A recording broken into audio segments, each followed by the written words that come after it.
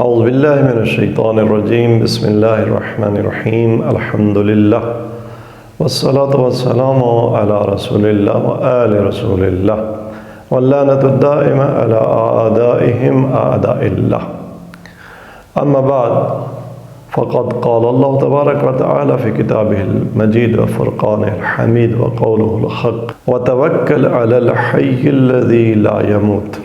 قرآن کریم کی تعلیمات میں سے ایک تعلیم خدا پر توکل اور بھروسہ کرنا ہے۔ سورہ مبارکہ احزاب کی آیت نمبر 48 میں ارشاد پروردگار ہوا توکل علی اللہ، اور اللہ پر توکل کرو، وکفا باللہ وکیلا، اور اللہ ہی تمہارا وکیل کافی ہے۔ ہم دنیا میں بعض امور میں، بعض معاملات میں، بالخصوص عدالتی معاملات میں، جہاں ہمارے پاس یہ استطاعت اور یہ توانائی اور یہ علم نہیں ہوتا کہ ہم نے اپنا مدعا کیسے ثابت کرنا ہے، ہم نے اپنا دفاع کیسے کرنا ہے، قانون کیا ہے، تو وہاں ہم وکیل بنا لیتے ہیں اور وکیل ہماری طرف سے کیس لڑتا ہے۔ خداوند تبارک تعالی اس کائنات کے تمام امور میں جو اس پر توکل کرتا ہے، اس پر ایمان رکھتا ہے، خدا اس کا وکیل بن جاتا ہے۔ قرآن کریم کی تعلیمات میں سے ایک تعلیم توکل کی تعلیم ہے۔ ہماری گفتگو پرفشانی میں توکل پر نہیں ہے، دعا پر ہے، لیکن توکل کی بحث کا دعا کے ساتھ کیا ربط بنتا ہے؟ ہم نے آج کی گفتگو میں توکل کی بحث کیوں چھیڑ دی ہے؟ تو اصل وجہ یہ ہے کہ دعا کے باب میں ایک سوال پیدا ہوتا ہے، اور یہ سوال بعض اوقات ایک شبہے کی صورت اختیار کر لیتا ہے، یا ایک اشکال کے طور پر سامنے آتا ہے کہ جب انسان مومن کو حکم یہی ہے کہ وہ خدا پر توکل کرے، خدا پر بھروسہ کرے، اور خدا ہی اس کا بہترین وکیل ہے، تو پھر دعا کا کیا سکوپ باقی رہ جاتا ہے؟ پھر دعا کیوں کریں؟ ہم اپنے امور کو خدا پر چھوڑ دیتے ہیں، خدا پر توکل کرتے ہیں، دیکھا جائے گا خدا انشاءاللہ ہمارے حق میں بہتر فیصلہ کرے گا۔ آیات کے علاوہ بہت ساری روایات میں بھی توکل پر بہت تاکید کی گئی ہے، اور بعض روایات میں ہے کہ یا من اذا توکل علیہ العبد کفاہ، اے وہ ذات کہ جس پر جب عبد اور بندہ توکل کرتا ہے تو وہ کافی ہے۔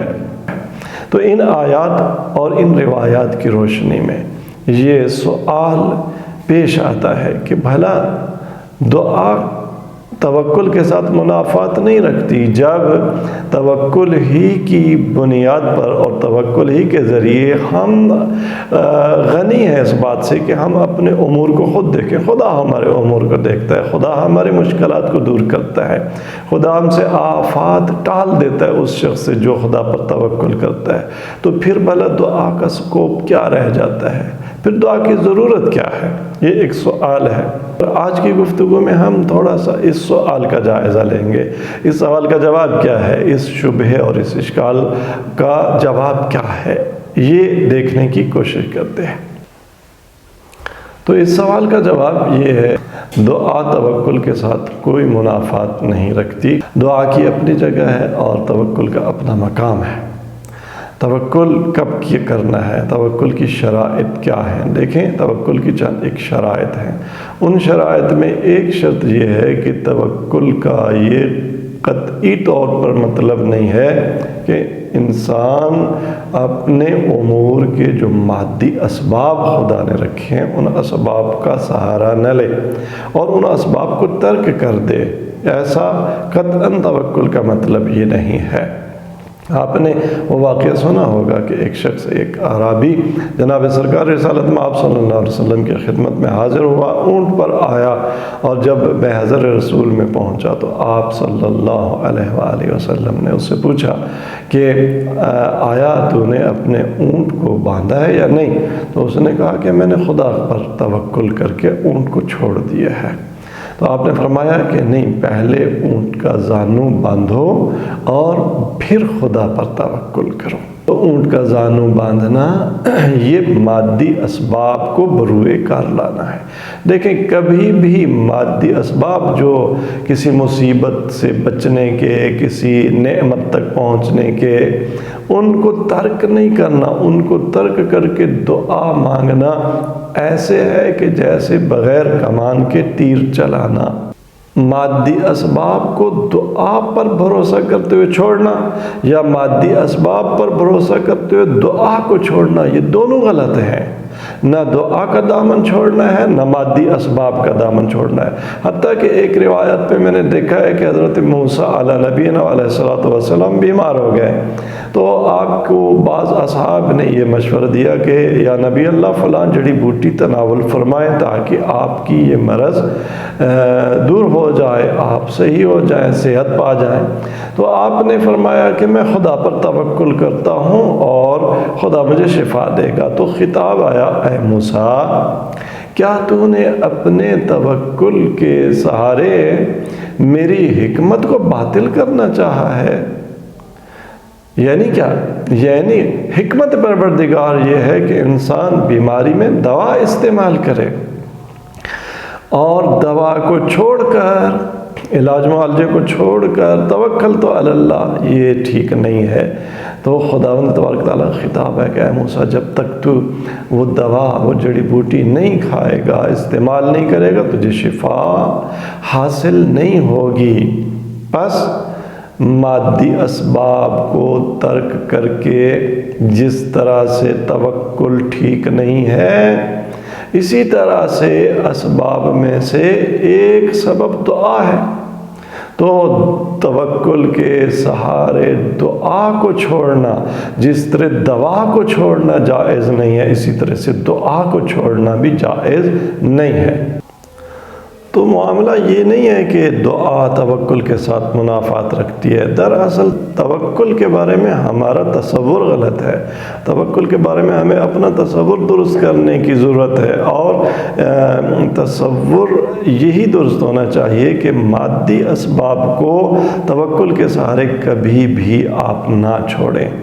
اس مطلب پر سورہ مبارکہ آل عمران کی آیت نمبر 159 بہترین گواہ ہے کہ توکل کا تصور اصل کیا ہے۔ دیکھیں، اس آیہ مبارکہ میں خطاب پروردگار ہے اپنے حبیب حضرت محمد مصطفیٰ صلی اللہ علیہ وسلم سے ارشاد ہوتا ہے، وَشَاوِرْهُمْ فِي الْأَمْرِ فَإِذَا عَزَمْتَ فَتَوَكَّلْ عَلَى اللَّهِ ان اللہ یحب المتوکلین۔ جنگ کی امور میں اللہ تبارک تعالیٰ اپنے حبیب سے حکم فرماتا ہے کہ ظاہر ہے جنگ کے لیے پلاننگ چاہیے نا۔ تو انسان یا عام انسان یا حتیٰ نبی کریم یہ نہیں کر سکتے کہ خدا پر توکل کر کے چلتے ہیں، دیکھتے ہیں کہ جنگ میں کیا ہوتا ہے، خدا پر توکل کرتے ہیں، خدا پر بھروسہ کرتے ہیں۔ نہیں، جنگ کے لیے مشاورت چاہیے، پلاننگ چاہیے۔ تو اللہ تبارک تعالیٰ ارشاد فرماتا ہے کہ وَشَاوِرْهُمْ فِي الْأَمْرِ، اس معاملہ جنگ میں اپنے اصحاب کے ساتھ، ایکسپرٹ کے ساتھ اے میرے حبیب مشورہ کریں، اور مشورت کے نتیجے میں جب آپ ایک فیصلہ اور ڈیسیژن کر لیں، فَإِذَا عَزَمْتَ فَتَوَكَّلْ عَلَى اللَّهِ، پھر معاملہ آپ اللہ پر چھوڑ دیں کہ ان اللہ یحب المتوکلین، کہ اللہ تبارک تعالیٰ توکل کرنے والوں کو دوست رکھتا ہے، انہیں پسند کرتا ہے، انہیں محبوب رکھتا ہے۔ تو توکل کے بارے میں تعلیم یہ ہے کہ آپ تمام مادی اسباب، یا نہ کہیں مادی اسباب، تمام اسباب جو خداوند تبارک تعالیٰ نے ایک معاملے میں رکھے ان کو فراہم کریں، اور پھر اپنے کام کو، اس کے نتیجے کو خدا پر چھوڑ دیں۔ پھر خدا وکیل ہے، آپ اپنی طرف سے پوری کوشش کر چکے، اب باقی معاملہ اور نتائج اللہ پر چھوڑ دیں۔ تو جیسا کہ کل ہم نے پچھلے اس پروگرام میں بھی آپ کی خدمت میں عرض کیا تھا کہ اس عالم اسباب کے اسباب میں، موجبات میں ایک سبب وہ خود دعا ہے۔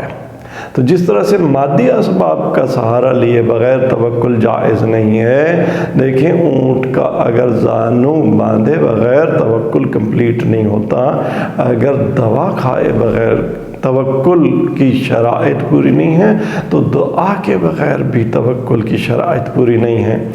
دعا کے بعد توکل کی منزل آتی ہے۔ دعا اور توکل پیرالل نہیں ہے کہ کنٹراڈکشن ہو ان میں، دعا پہلے ہے اور توکل بعد میں ہے۔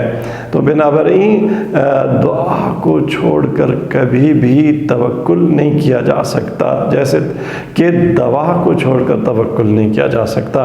بس کبھی انسان یہ نہ سوچے کہ اللہ میرے امور کا کفیل ہے، اللہ تبارک تعالیٰ پر میں توکل کرتا ہوں، دعا کی کیا ضرورت ہے، مانگنے کی کیا ضرورت ہے۔